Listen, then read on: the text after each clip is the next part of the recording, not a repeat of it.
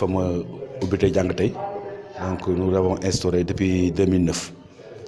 Donc cette année, nous avons mis en place aussi un dispositif, c'est-à-dire nous avons un projet avec les permis de conduire. Nous avons distribué 65 permis à des jeunes pour leur permettre au moins d'avoir un métier au moins. Voilà. Donc ça c'est la nouveauté cette année, quoi.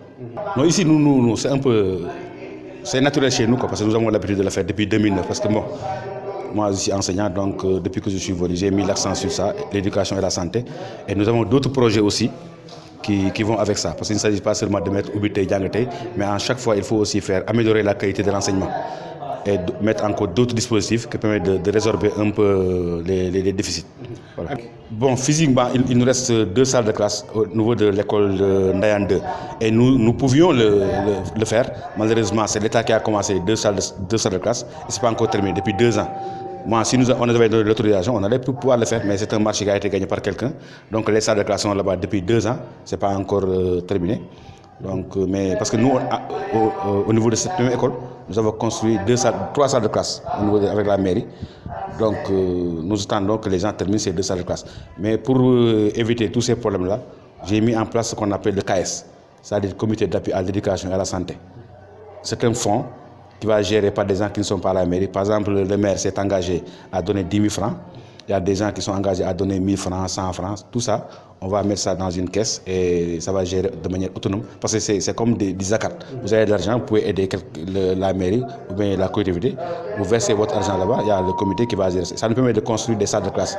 Ça nous permet d'investir au niveau de la santé avec des matériels pour les hôpitaux ou bien les postes de santé. Mais aussi, chaque fois, essayer de construire des salles de classe. On anticipe sur le développement de la commune. Parce que bientôt, avec le développement économique de cette zone, donc il faut anticiper sur certaines choses, aussi bien sur les postes de santé que sur les salles de classe. En même temps, les tableaux. C'est pourquoi j'ai mis en place ce dispositif de KS pour aider un peu les populations. Effectivement, nous on n'a pas un problème d'espace dans cette commune. Parce que moi, depuis que je suis venu, j'ai mis l'accent sur la réforme foncière. J'ai réformé, j'ai mis en place un dispositif de régularisation, un cadastre.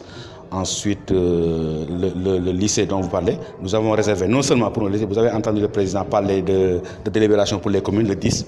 Moi, depuis le mois de juillet, j'ai délibéré 5 hectares pour un centre de formation. Ça veut dire que nous avons anticipé. Entre-temps aussi, il y avait un autre espace qui a été délibéré pour 5 hectares pour un nouveau lycée. Parce que le lycée de Popenguine, c'était un CM. Donc nous avons délibéré sur le lycée. Pour Ndayan, il y a de l'espace. Il y a même un centre universitaire qui a été prévu par rapport au PUD. Mais là où se trouve le CM peut abriter. Parce que le CM, c'est très large, il y a assez d'espace. Il y a même de l'espace qui a été réservé, qui n'a pas été clôturé. Donc ici, au niveau de la commune, nous n'avons pas un problème d'espace pour les infrastructures. Parce que moi, j'ai anticipé sur beaucoup de choses. Si vous allez à 2 km, 3 km, vous avez même des espaces qu'on a réservés. Dans le plan, on a mis des écoles et des postes de santé.